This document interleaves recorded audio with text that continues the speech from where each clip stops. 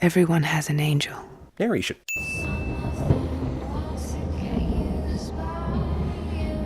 A crappy cover version of a good song on the soundtrack. Get used to it because it happens with your feet in the air and your head on the ground. With every makes you larger. Single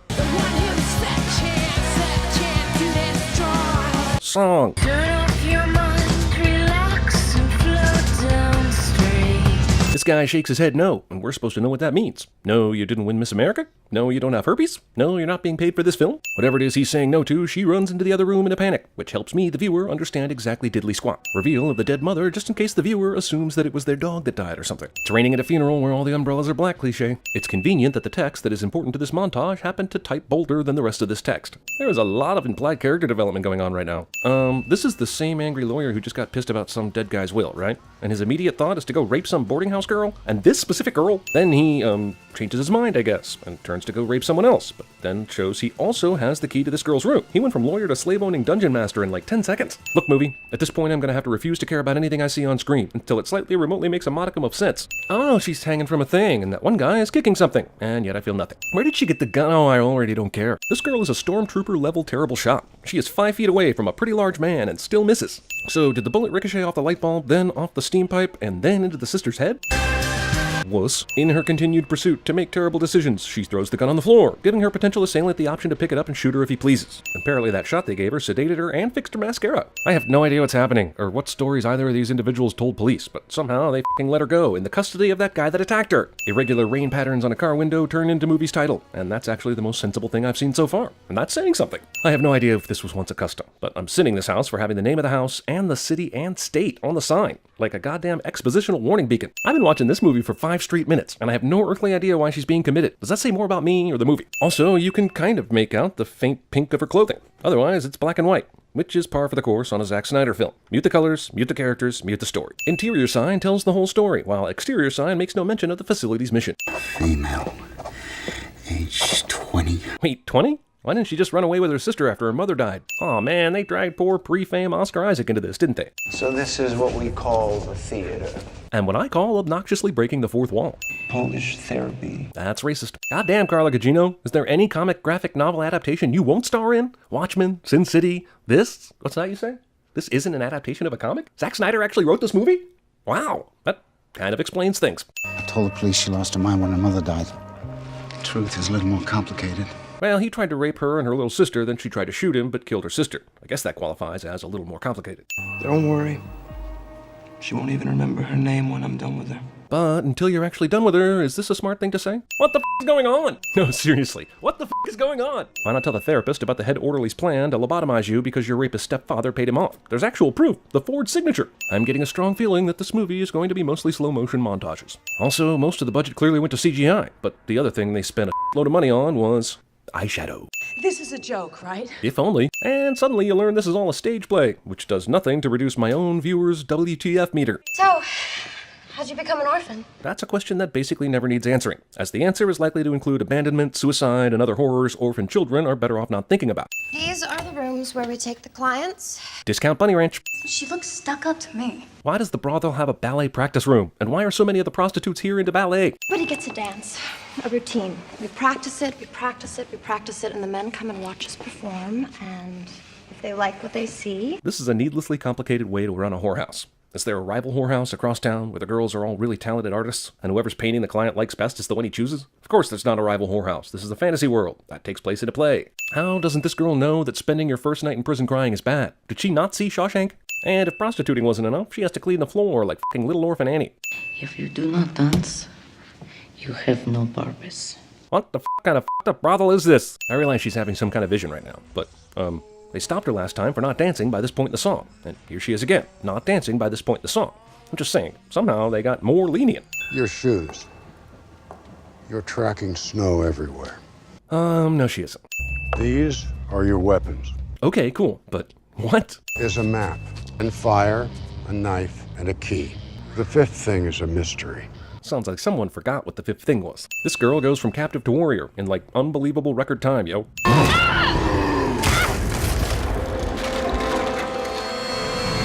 She survives this, or gets kicked back a level. I don't know what the rules are. After getting flung around by a creature that clearly has the upper hand, her sword is suddenly surging with stopping power. It's nice of them to come in one at a time, instead of all at once. Monster number 2's aim is almost as terrible as hers. This must be monster number 2's first day with that machine gun. He clearly had no idea how to use it, since she was basically able to run up to him and shoot him without any trouble. Well, if I had a literal white flag, I would be waving it in this movie's general direction. I'm beyond lost, ×2. When the hell did she get these Neo powers? Monster number 3 didn't even put up a fight. He probably couldn't see through that lampshade he was wearing. And now we're back to dance practice, making the previous 8 minutes of fight scenes mostly moot. Yay? I hope you're not too interested in this mind-blowing dance Baby Doll performs, because we never f***ing see it. Also, did her dance include her being confused and talking to White Sensei about her weapons and the things she has to collect? I feel like that part would still be mostly standing. Don't want to hear your plan, okay? None of us do. Except the obvious 2 or more that clearly want to hear the plan. What is this even supposed to mean? What if it's a good plan? What kind of question is this? Will Sweet Pea respond with, well, yeah, I'll hear it if it's a good plan? The girls in this Guantanamo brothel have showgirl-style makeup tables, for some reason. I kept us safe through a lot of Sweet Pea seems to forget they're sex slaves. She had a knife to his throat. Yeah, but then she gave the knife back by dropping it right in front of it. Here are all the things we'll need to escape. I'll write them really big right here in the public room. How do you plan on getting these things? Good question. Whoever has the item we need, we get them to watch me dance. Last time you danced, all I saw was some weird-ass bullshit olden-time samurai battle in the snow. So what did they see different that will make them sign up for the cause? No, as long as I'm dancing, they won't even know you're there. God damn, this girl is fucking high on her own seductiveness. Second thing we need is something to start a fire with, as a distraction for when we escape. Because fire is the only distraction people will believe. What door does it open? It's for all of them, I think. It's a master key. Well, how do you know that? And the third thing is a knife. You had a knife, but you fucking dropped it. This plan is crazy. This chick would be excellent at CinemaSins. I'll get the map. Can you wait to cross it off until you get it?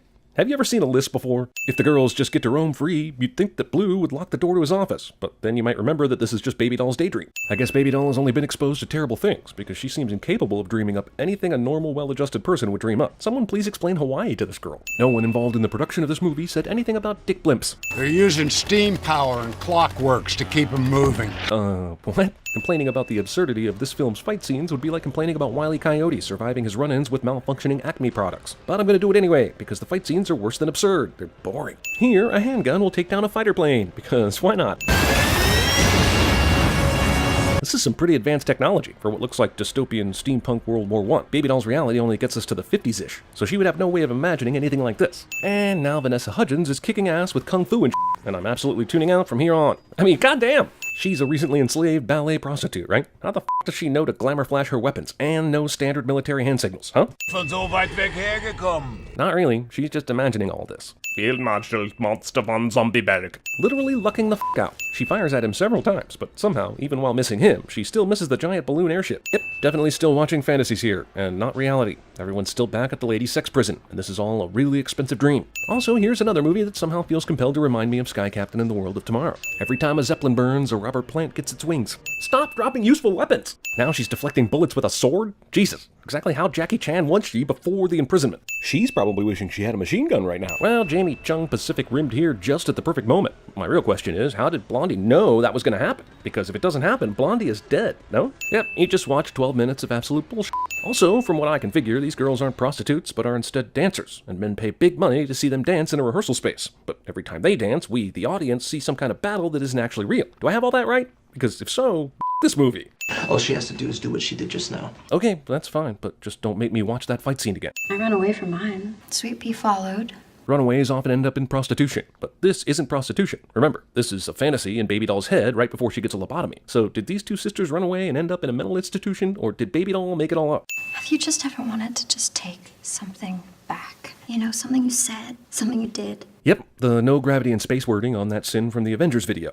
Oh wait, you weren't talking to me directly, were you? The imprisoned dancing prostitutes apparently have to clock in. Kiss the neck. You like that? What neck? Leave Freddie Mercury out of this. Amber, put us on approach. Skip. Oh yeah, and one more thing. Don't wake the mother. No, seriously, skip! So this plane only has one propeller, yet it's still allowed to fly normally. I can't fault Baby Doll for not knowing how planes work. Wait, yes I can. You know, it would at least be nice of the movie to sort of try to barely sort of explain why the dances always show up as battle scenes, right? I mean, is the entire movie an example of the imagery sex slaves are forced to conjure up during forced sex sessions? Because if so, why would you make a movie about that? I guess Tolkien and Peter Jackson didn't lock down the copyright on orcs, so everybody gets to put them in their movie if they want. Yep, they just shot an orc in a catapult, and he actually landed on the plane they were aiming at. That just happened. These creatures decide to launch 2 of their soldiers at the plane, instead of a giant rock or an explosive literally anything else that might be more effective. The dragon nest is human bones, which is basically garbage. It's like if I slipped on a pile of takeout boxes. Now I'll get back to Egypt and activate Lilu. Dragon Helm scream. Hey, Matt, you ugly mother! She doesn't say f***, so we can maintain the PG-13 rating, all while exposing 13-year-olds to the idea of the word f***. You can bleep f*** out all you want, but everyone knows what you're f***ing saying, and anyone who does that is f***ing ridiculous. Shit, that dance routine about killing a dragon brought this asshole to genuine tears. Why? Who cares? F*** you. Halfway home. Nope, you just have a lighter. You're still in the same f***ing place. I worry for these girls when they finally do escape into the real world and find it's not all hallucinatory battles, but whatever. Hot girl hug. It's the fraternity of performers. Technically, this would be a sorority. I need this bullshit to stop! But what bullshit? They danced. The fat man with the cigar loved it and clapped. Where is the bullshit? We need your music. Pitch perfect line spoken to Anna Kendrick somehow works its way into this script, which is understandable considering how much weird-ass bullshit I've already seen. Potatoes. Everything up until now has told me that when these girls dance, we see battlefield. But this time, we just watch her awkwardly dance on commercial kitchen equipment. And now for no reason, here's Saturn in the background, because this is suddenly taking place in either space or another dimension where Saturn is this fucking huge and visible from Earth. But they're still physically back in the ballet room doing a sexy dance right now, right? I mean, this movie tells me nothing about what's real and what's fantasy. Where the f*** all these extra robot warriors keep coming from? She's gone twice around at least at this point, but robots keep materializing like it's a movie or some shit. Oh no, they have to deal with this bomb before it blows up the city that doesn't exist. Wait, if her dancing is what puts people in a trance, then why is the absence of music a problem? Unless it's actually the music that ensnares fat men, just keep f***ing dancing. Jenna Malone dies, but she was saved in an earlier movie, so I'm not that worried about her soul. Did they really need to drag Don Draper into this? So...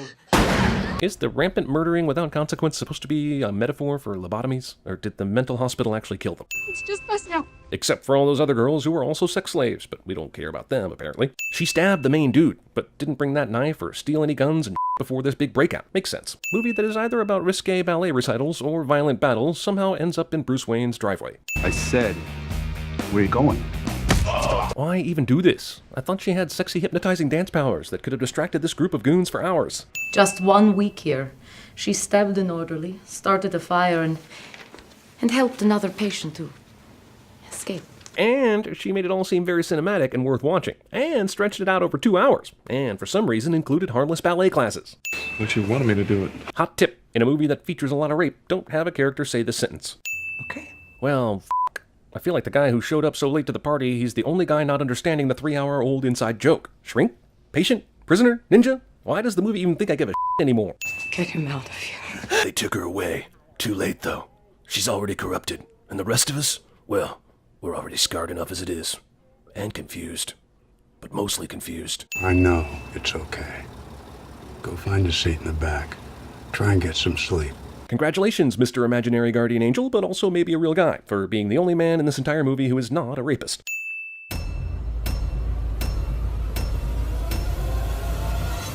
I'm gonna tear up the dance floor, dude. Check it out.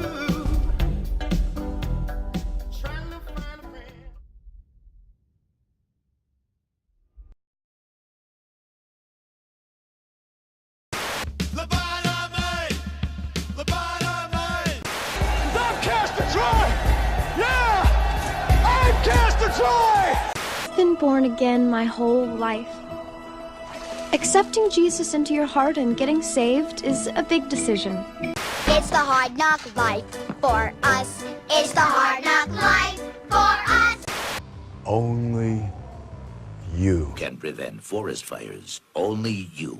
We are Sex Bomb and we are here to kick your teeth in. 1, 2, 3,